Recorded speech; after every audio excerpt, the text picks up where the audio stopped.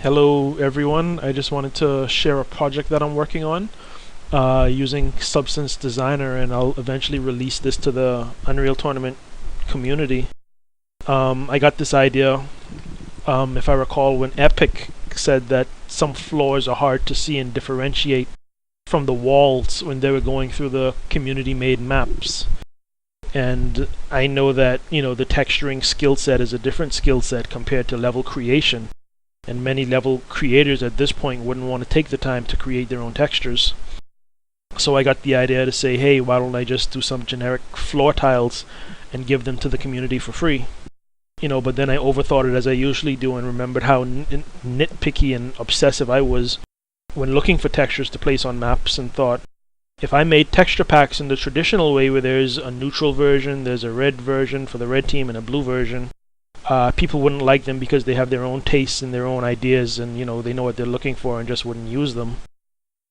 So I figured at this stage of the Unreal Tournament pre-alpha creation, where the community is blocking out levels, that using substance materials that offer so much more control out of the box, or instantly, instead of just placing the finalized textures, would hopefully be more enjoyed by the community. This is something that I really do find, fun. So what are substances? I think the best way to describe it is that it's been referred to already as dynamic texturing. Traditionally when it comes to textures, you browse or download a texture pack and you find something you like, and hopefully find something you like and just place the textures. Then Epic's node-based material editor allows a greater degree of editing the textures, but it would require an investment of time to really learn how to use it and create with it. Like creating shaders and materials is another skill set, again, different than just making a 2D texture in Photoshop. And you're going to have to learn how to use nodes such as constant 3 vectors and inverse transform matrix, and nodes which I don't know what to do with. Like I said, they're just a whole other ball game compared to making the textures themselves. Matter of fact, there are those who specialize in material and shader creation, who are separate and different from just texture artists. So like I said, I wanted to be able to present to the level creators these textures that are editable instantly, easily, and in plain English. So I'm going to give an example with these floor tiles, which look pretty neutral in terms of color, and they're not for the red team, they're not for the blue team. To some this would just be acceptable, and to others, they would think they're too dark, or they're too bright, or not warm enough, or not metallic enough. And for whatever reason, they'll just keep looking through more textures and material packs until they find something that hopefully they like. But I'm actually going to demonstrate how easy it is to edit these and just customize them to your liking, really. These sliders here, it may look like a lot, but really there's only 4 or 5 options, and then they just repeat themselves. So you have 4 or 5 options to customize and really make the texture what you're looking for. So we start out with the metalness checkbox. In this age of physically based rendering, physically based materials, is it metal really determines how the material is going to act. Is it reflective, is it metallic, or are you going for more of a plastic look, or a rubber look, or a painted look? Either it's metal or it's not. We have the roughness slider. Basically this can be summed up as, if it's not rough, then it's really, really smooth, and the more smooth something is, the more reflective it is, the shinier it is, the shinier it can be. But if it's rough, it doesn't give anything back. It just absorbs all the light and nothing goes back. There's no reflections, there's no specularity, it's just really matte. We have the hue, which is the color slider, which changes the colors. Let me just add some saturation. Okay, so yeah, like I said, we can change the hue now. We can make it, pretty much match whatever it is we're looking for. This changes the color. We have the saturation that determines how saturated or muted the color is. If you're looking for something really conservative, or if you're looking for something really atomic. The lightness, you take that down to 0, you get black. You take it all the way up, you max it out, and you get white. And we've just went through everything. Like, really, that's all there is to it. Like I said, it's just repeated from material 2, material 3, material 4, and so on. So it really is that easy. It's just some sliders and a checkbox for you to get your colors the way that you want to customize them. So take a look at material 2. Alright, so already in just a matter of seconds, you know, we have something like completely different than what we started out with.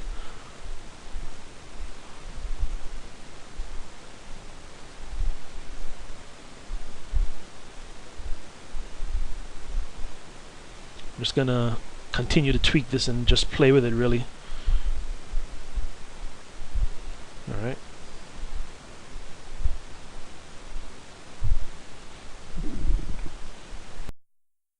So yeah, that's all there is to it, and now we're down to the emissive section.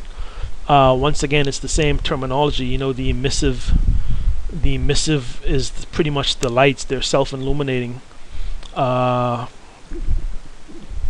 It doesn't matter if they're in the light or if they're in the dark. You know, whereas the rest of the material may be dark, they're giving off their own light or their own glow. And like I said, just with some sliders, you can tweak to your heart's desire. Here we go. So these were white before, and we've already made them kind of green. Let me see what else we can do. Alright. For this particular material, there's actually 2 emissives. So you can do the same thing with these little plus marks or these little cross marks.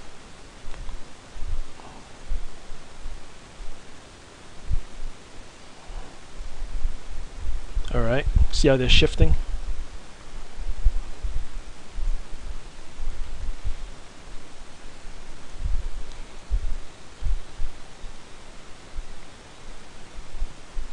Alright.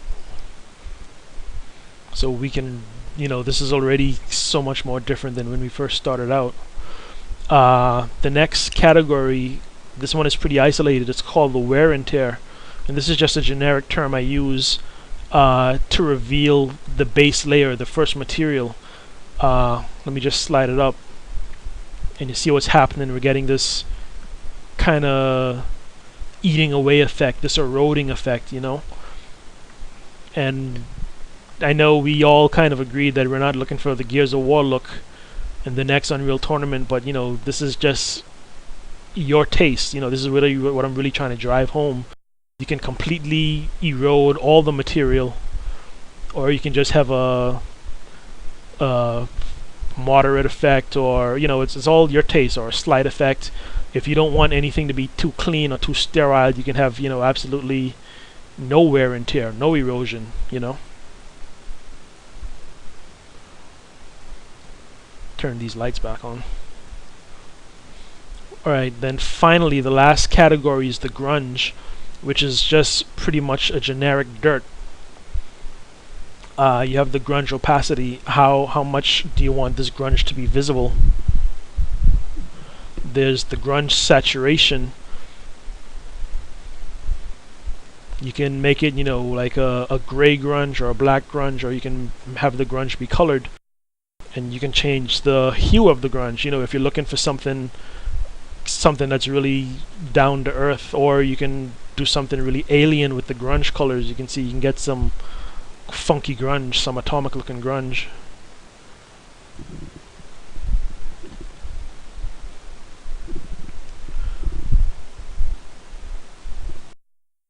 So finally I'm going to point out really the icing on the cake. Something that I just love is the fact that the lighting, when you build it, it actually reflects or takes into consideration the substances, what's going on here. I'm referring to the color bleed, the global illumination. You know, let me just do that right now. Bake the lighting only.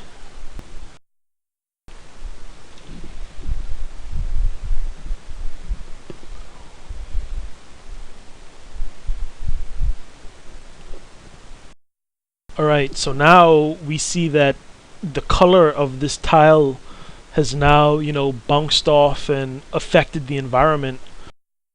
Let me look outside. You can see there's nothing around, but because there's one light source coming in here, the light is bouncing and reflecting and just illuminating this entire room pretty much. And like I said, this is an extreme example, and most importantly, it's all down to taste. If this is the look you're going for, then, knock yourself out. And this is all going to be available to you. This is all going to be your customization to really make the level yours, to tie it in together, how you want to, how conservative you like, or how, how extreme or how atomic you like, how exaggerated you would like. Let me just do another example.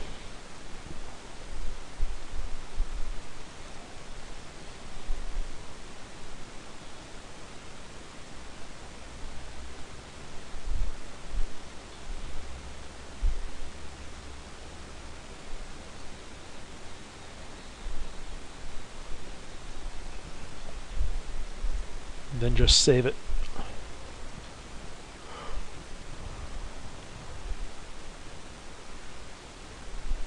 Then just build the lighting again.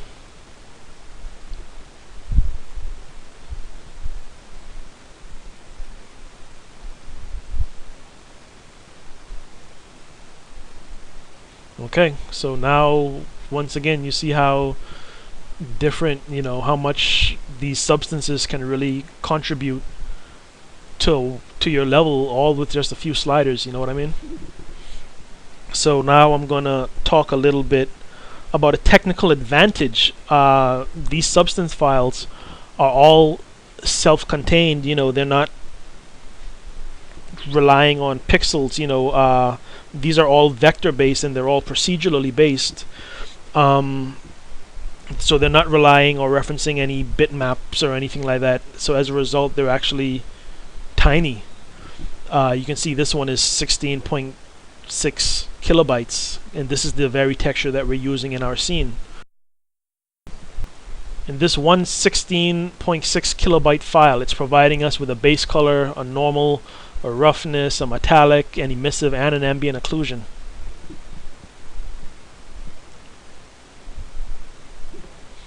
And I have the ability to change the output size of it. Right now, everything that I've been showing you has just been a 256 by 256 tile.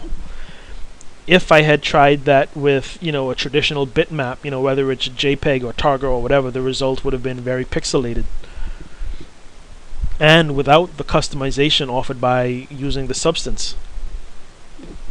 And I'm going to give an example here. I have the files actually baked from Substance Designer. This is them as Targa files, and we have a total file size of 21 megabytes.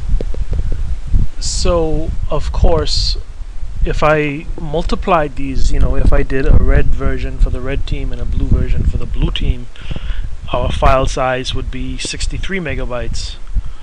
And the advantage of 16.6 kilobytes is that it's downloaded faster if your map is played online, and it's actually loaded into the game faster.